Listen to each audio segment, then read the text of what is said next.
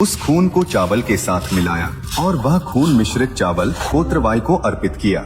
यह सुनने में भयानक लगता है, लेकिन उस समय यह सबसे बड़ी भेंट मानी जाती थी। पांड्य राजा भी कोत्रवाई के बड़े भक्त थे। मदुरै पांड्य राजाओं की राजधानी थी।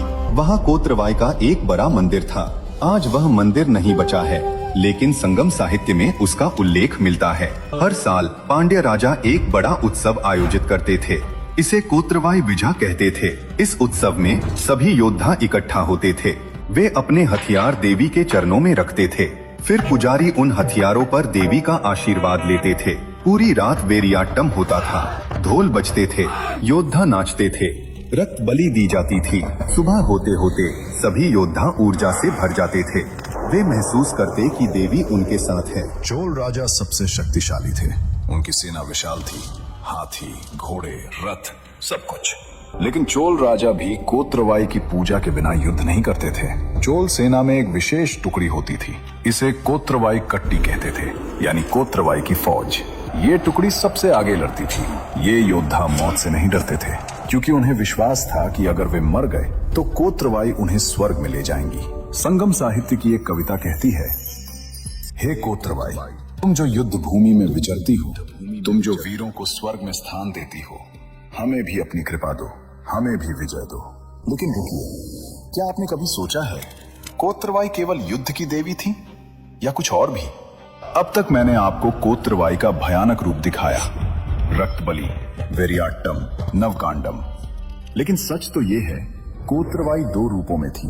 एक रूप था भयंकर युद्ध देवी का, वो रूप जो असुरों को मारती थी, जो खून पीती थी, जो युद्ध भूमि में विचरती थी।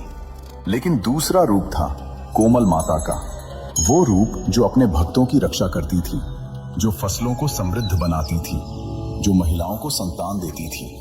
हाँ, कोत्रवाई मातृ देवी भी थी।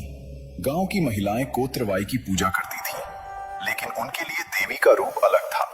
वे देवी को माता कहती थी, मुद्योल कहती थी, यानी प्राचीन माता। ग्रामीण लोग अपनी पहली फसल कोत्रवाई को अर्पित करते थे। वे कहते, हे माता, यह फसल तुम्हारी कृपा से हुई है। पहला अनाज तुम्हारा है। यह विरोधाभास दिलचस्प है। एक ही देवी, दो रूप, एक भयंकर, एक कोमल। यही तो शक्ति का सच्चा रूप है, जो रक्षा भी कर सकती है और संहार भी। और अब एक और रहस्य। कोत्रवाई और मुरुगन कार्तिकेय का गहरा संबंध था। मुरुगन तमिल संस्कृति के सबसे प्रमुख देवता थे। वे युवा योद्धा थे। वे पहाड़ों के देवता थे। कुछ ग्रंथ कहते हैं कि कोत्रवाई मुरुगन की माता थीं। वे उन्हें जन्म देने वाली शक्ति थीं। कुछ कहते हैं कि कोत्रवाई मुरुगन की बहन थीं। वे उनके साथ युद्ध में लड़ती थीं। कुछ कहते हैं कि कोत्रवाई मुरुगन की पत्नी थीं, जैसे पार्वती शिव की पत्नी है। सच क्या है? शायद सब सच हैं, क्योंकि देवी देवताओं के रिश्ते एक नहीं होते, वे अलग अलग रूपों में प्रकट होते हैं। लेकिन एक बात साफ है, कोत्रवाई और मुरुगन हमेशा साथ थे। जब मुरुगन की पूजा होती तो कोत्रवाई की भी होती थी। तिरुमुरुगा त्रुप्पड़ै नामक प्राचीन कविता कोत्रवाई को वेत्रिवेल पोर कोत्रवाई कहती है, यानी विजयी भाले वाली युद्ध देवी। कोत्रवाई केवल राजाओं और योद्धाओं की देवी नहीं थी, बल्कि जनजातीय लोगों की भी देवी थी।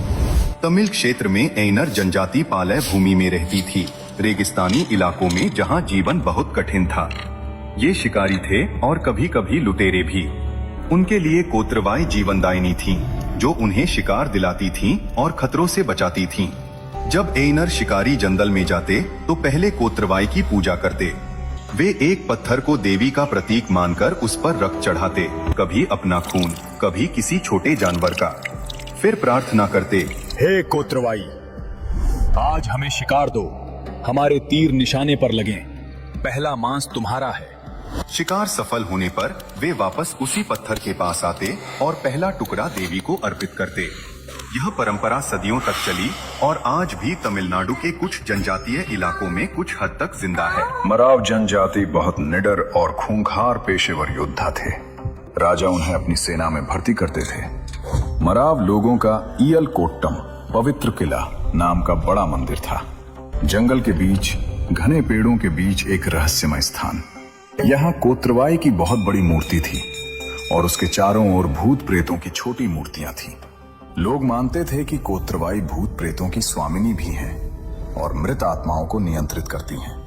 मराव लोग हर साल वेट्टुवा बनी शिकारियों का उत्सव मनाते थे। पूरी रात नृत्य होता, भैंसे की बलि दी जाती, शराब चढ़ाई जाती। सबसे खास बात, पुजारी ट्रांस में जाकर देवी से प्रत्यक्ष बात करते और उनके संदेश सुनाते थे। अब बात करते हैं कि कैसे कोत्रवाई बदल गई, कैसे वे धीरे धीरे लुप्त होती गईं। 3री शताब्दी के बाद दक्षिण भारत में बौद्ध धर्म फैलने लगा। बौद्ध धर्म का मूल संदेश था अहिंसा। बौद्ध भिक्षु गांव-गांव जाते, किसी भी जीव को मत मारो, हिंसा पाप है, रक्त बलि गलत है। धीरे धीरे लोगों की सोच बदलने लगी। देखो, पढ़े लिखे लोग बौद्ध धर्म अपनाने लगे। राजा भी बौद्ध धर्म में रुचि लेने लगे और जब बौद्ध धर्म फैला तो कोत्रवाई की पूजा कम होने लगी।